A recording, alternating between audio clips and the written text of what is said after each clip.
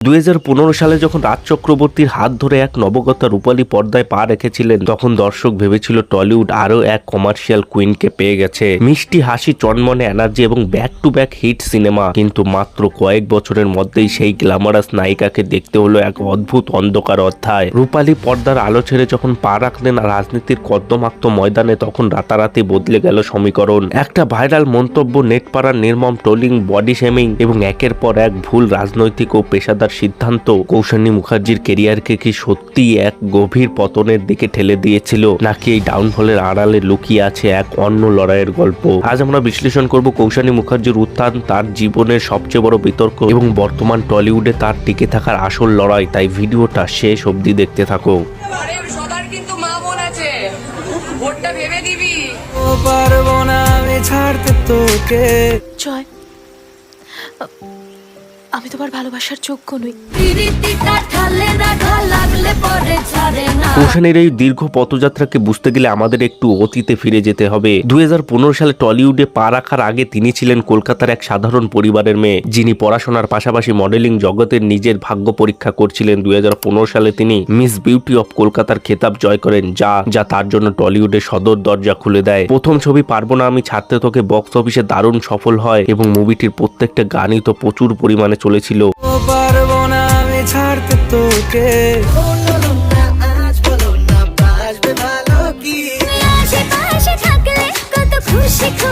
এরপর ইন্ডাস্ট্রি তাকে নিয়েই মেতে ওঠে। 2016 সালে মুক্তি পায় রাজা চন্দ্রের দ্বারা পরিচালিত মাল্টি স্টারার কমেডি ছবি কেলোর কীর্তি, যেখানে অনুষ্কার চরিত্রে তার অভিনয় ছিল চরম গ্ল্যামারাস। এরপর 2017 সালে তোমাকে চাই, জিও পাগলা। 2018 সালে দেবের প্রযোজনা ও অভিনয় হইচই আনলিমিটেড এবং গার্লফ্রেন্ড। 2019 সালে জামাই বদল, বাচ্চা শ্বশুর। একটু ভালো করে লক্ষ্য করলে বুঝতে পারবেন মাত্র 4 বছরের মধ্যে কৌশানী ব্যাক টু ব্যাক প্রায় 10টার কাছাকাছি কমার্শিয়াল সিনেমা করে ফেলেছিলেন। অভিনেতা বনি সেনগুপ্তর সাথে তার অনস্ক্রিন কেমিস্ট্রি এতটাই হিট ছিল যে প্রযোজক ও পরিচালকরা প্রতিটি ছবিতে এই জুটিকেই কাস্ট করতে চাইতেন। পর্দায় তাদের প্রেম বাস্তব জীবনে প্রেমের রূপ নিতে সময় নেয়নি, কিন্তু ঠিক এই জায়গাতেই কৌশানীর অজান্তেই তৈরি হচ্ছিল তার কেরিয়ারের প্রথম বড় ফাঁদ, যাকে সিনেমার ভাষায় বলা হয় টাইপ কাস্টিং। ইন্ডাস্ট্রি কৌশানীকে শুধুমাত্র একজন গ্রামার ডল রোমান্টিক কমেডি ছবির নায়িকা হিসাবে দেখতে শুরু করেছিল। তার অভিনীত চরিত্রগুলোর দিকে তাকালে দেখা যাবে প্রায় প্রতিটি চরিত্রে তিনি ছিলেন একজন ধনী, কিছুটা প্যাম্পার্ড আধুনিক মেয়ের চরিত্র, যার কাজ মূলত নায়কের সাথে রোমান্স করা, সুন্দর সুন্দর লোকেশনে নাচ গান করা এবং কমেডির দৃশ্যে অংশ নেওয়া। অভিনয়ের গভীরতা দেখানোর মতো কোনো চরিত্রই তাকে অফার করা হচ্ছিল না। এদিকে 2019 সালের পর থেকে বাংলা চলচ্চিত্রের বাজারে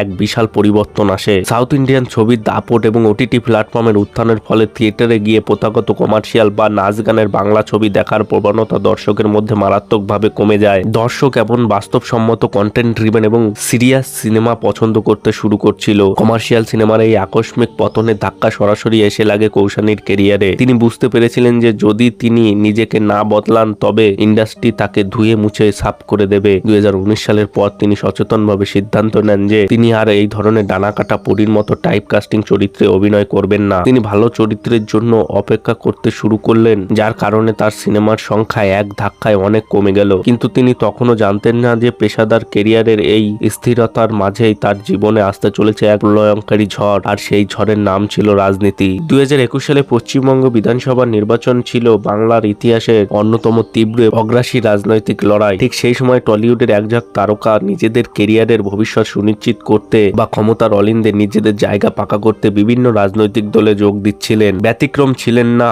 কৌশানীও। 2021 সালে ফেব্রুয়ারি মাসে তিনি অত্যন্ত ধুমধাম করে মমতা ব্যানার্জির দল তৃণমূল কংগ্রেসে যোগ দেন। দলও এই তরুণীর গ্ল্যামারাস অভিনেত্রীকে মাঠে নামাতে দেরি করেননি। তাকে কৃষ্ণনগর উত্তর বিধানসভা কেন্দ্র থেকে প্রার্থী হিসাবে টিকিট দেওয়া হয়, যেখানে তার প্রতিপক্ষ ছিল বিজেপি হেভিওয়েট এবং অত্যন্ত অভিজ্ঞ নেতা মুকুল রায়। সিনেমা সেটে যেখানে একজন অভিনেত্রীকে ঘিরে 10 জন বাউন্সার থাকে, মেকআপ ভ্যান থাকে এবং সবকিছু একটা নির্দিষ্ট স্ক্রিপ্ট অনুযায়ী চলে, রাজনীতির ময়দান ছিল ঠিক তার বিপরীত। চড়া রোদে ধুলোবালি মেখে গ্রামে গ্রামে গিয়ে সাধারণ মানুষের হাত ধরা, তাদের ক্ষোভের মুখে পড়া এবং প্রতিনিয়ত প্রতিপক্ষদের কাদা ছড়াছড়ি সহ্য করা। কৌশানীর জন্য এই অভিজ্ঞতা ছিল সম্পূর্ণ নতুন এবং কঠিন, আর এই অনভিজ্ঞতার কারণে তিনি পা রেখে ফেললেন এক মারাত্মক বিতর্কের ফাঁদে। কৃষ্ণনগর নির্বাচনের প্রচারের সময় একটি ভিডিও সোশ্যাল মিডিয়ায় আগুনের মতো ছড়িয়ে পড়ে। সেই ভিডিওতে কৌশানীকে ভোটারদের উদ্দেশ্যে বলতে শোনা যায়, একবার ভাববেন ঘরে কিন্তু মা বোন আছে, ভোট দেওয়ার আগে ভাববেন।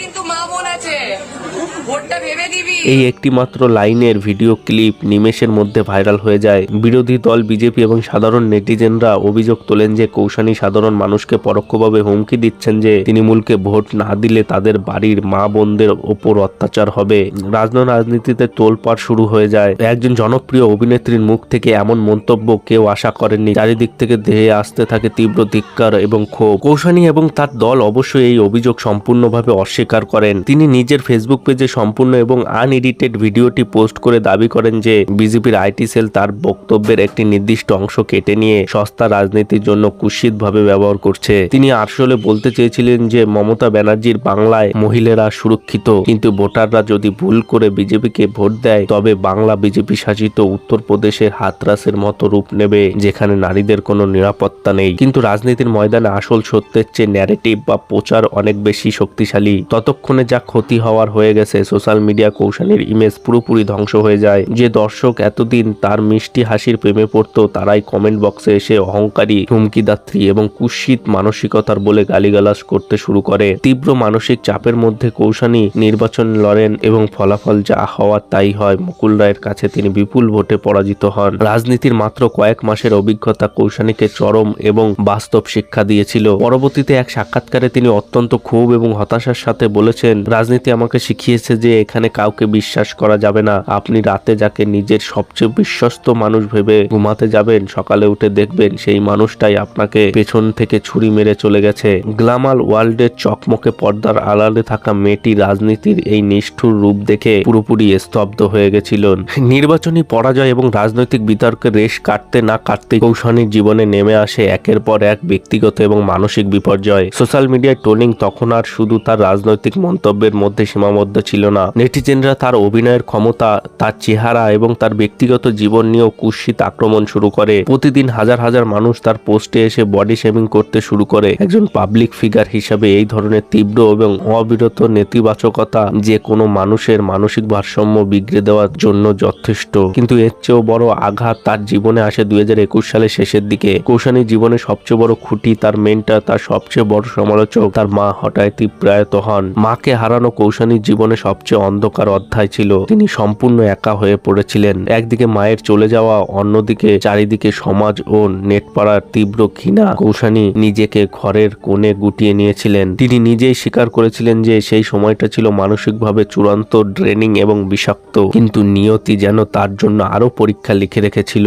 2023 সালের শুরুর দিকে পশ্চিমবঙ্গে নিয়োগ দুর্নীতি মামলায় জড়িয়ে পড়ে তার দীর্ঘদিনের লিভ ইন পার্টনার এবং অভিনেতা বনি সেনগুপ্তর নাম। বনিকে ইডির দপ্তরে ঘন্টার পর ঘন্টা জেরা করা হয় এবং জানা যায় যে কুন্তল ঘোষের নামে এক অভিযুক্ত টাকা দিয়ে বনি একটা বিলাসবহুল গাড়ি কিনেছিলেন। যদিও বনি পরবর্তীতে সেই টাকা ফেরত দিয়ে দেন এবং আইনি জটিলতা থেকে মুক্তি হন, কিন্তু এই ঘটনার আজ এসে পড়েছিল কৌশানীর ওপরও। সমাজ এবং মিডিয়া ট্রায়াল শুরু করে দেয়। বনির সাথে তার 10 বছরের সম্পর্ক নিয়ে কুৎসিত ইঙ্গিত করা হতে থাকে। মানুষ বলতে শুরু করে যে কৌশানীর কেরিয়ার তো শেষই, এবার তার ব্যক্তিগত জীবন এবং সততাও প্রশ্নের মুখে। এই পর্যায়টিকে অনেকেই কৌশানীর জীবনের চূড়ান্ত ডাউনফল বলে ধরে নিয়েছিলেন এবং ভেবেছিলেন যে কৌশানী মুখার্জির অধ্যায় এখানেই সমাপ্তি। কিন্তু গল্প এখানেই শেষ হয় না। কৌশানী মুখার্জি এমন একজন ব্যক্তি যে নিজেকে সবসময় একজন ফাইটার বা যোদ্ধা বলে মনে করেন। তিনি জানতেন যখন পিঠ দেওয়ালে ঠেকে যায় তখন একমাত্র পথ হলো সামনের দিকে এগিয়ে যাওয়া। তিনি সমাজ এবং ইন্ডাস্ট্রির দেওয়া সমস্ত নেতিবাচক তকমাকে ভুল প্রমাণ করার জন্য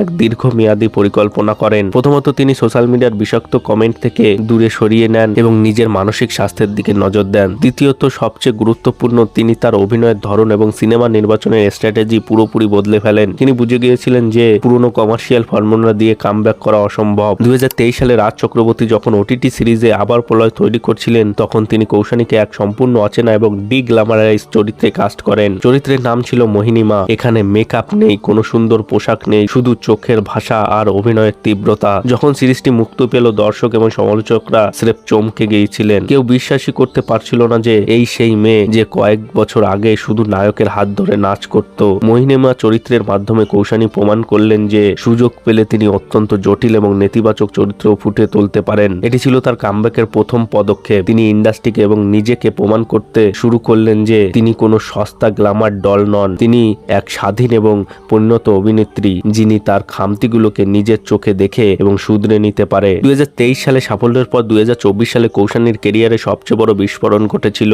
নন্দিতা রায় এবং শিবপ্রসাদ মুখোপাধ্যায়ের মতো কিংবদন্তি পরিচালক জুটি তাদের বহুল প্রতীক্ষিত ছবি বহুরূপীতে কৌশানীকে ঝিমলির চরিত্রে কাস্ট করেন। এটি ছিল তার কেরিয়ারের শ্রেষ্ঠ পারফরমেন্স। ঝিমলির চরিত্রের নিখুঁত মাটির গন্ধ, তার আবেগ এবং সংগ্রাম কৌশানী এত সুন্দরভাবে ফুটিয়ে তুলেছিলেন যে দর্শক থিয়েটারে তার জন্য হাততালি দিতে বাধ্য হয়েছিল।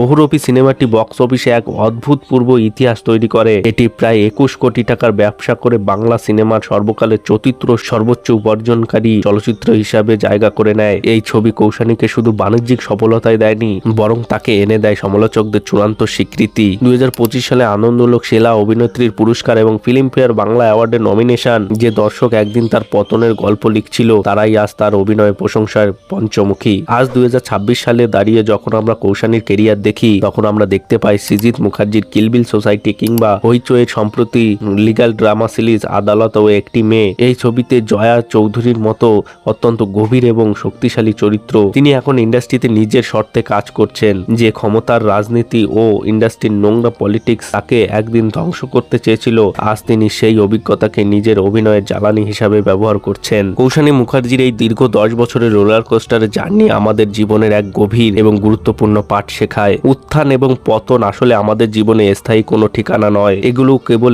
একটি পর্যায় মাত্র। 2015 সালে তার গ্ল্যামারাস নবগতা থেকে শুরু করে 2021 সালে বিতর্কিত রাজনৈতিক নেত্রী, আর সেখান থেকে আজকের 2026 সালে একজন জাতীয় স্তরে পুরস্কারপ্রাপ্ত ও সমাদৃত শক্তিশালী অভিনেত্রী। কৌশানীর এই রূপান্তর সহজ ছিল না। তিনি ভুল করেছিলেন, রাজনীতির জটিল মারপ্যাচ না বুঝে মন্তব্য করে ট্রোলারদের শিকার হয়েছিলেন, ব্যক্তিগত জীবনে মারাত্মক ট্র্যাজেডি সম্মুখীন হয়েছিলেন। তার আসল কর্তৃত্ব এটাই ছিল যে তিনি এই ভুলগুলোকে নিজের অবসান হতে দেননি। তিনি যখন সমাজকে এবং ইন্ডাস্ট্রির চেনা ছককে না বলতে শিখেছিলেন, যখন তিনি নিজের ভেতরের জেদটাকে মরতে দিলেন না, তখনই তার আসল পুনর্জন্ম হলো। তাই কৌশানী মুখার্জির এই গল্পটা কোনো ডাউনফলের গল্প নয়, এটা হলো টলিউডের সেই নির্মম সত্যের গল্প, যা দেখা যায় যে কিভাবে একটা মেয়েকে টেনে নিচে নামানোর চেষ্টা করা সত্ত্বেও সে নিজের অভিজ্ঞতায় ভর করে আবার সিংহাসন কেড়ে নিতে পারে। ভুল থেকে শিক্ষা নিয়ে কিভাবে নিজেকে প্রতিনিয়ত নতুন করে আবিষ্কার করতে হয়, কৌশানী মুখার্জি তার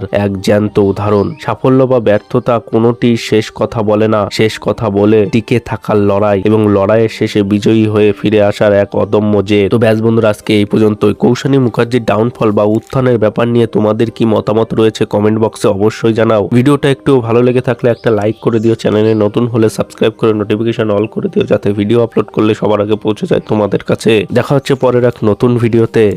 বাই।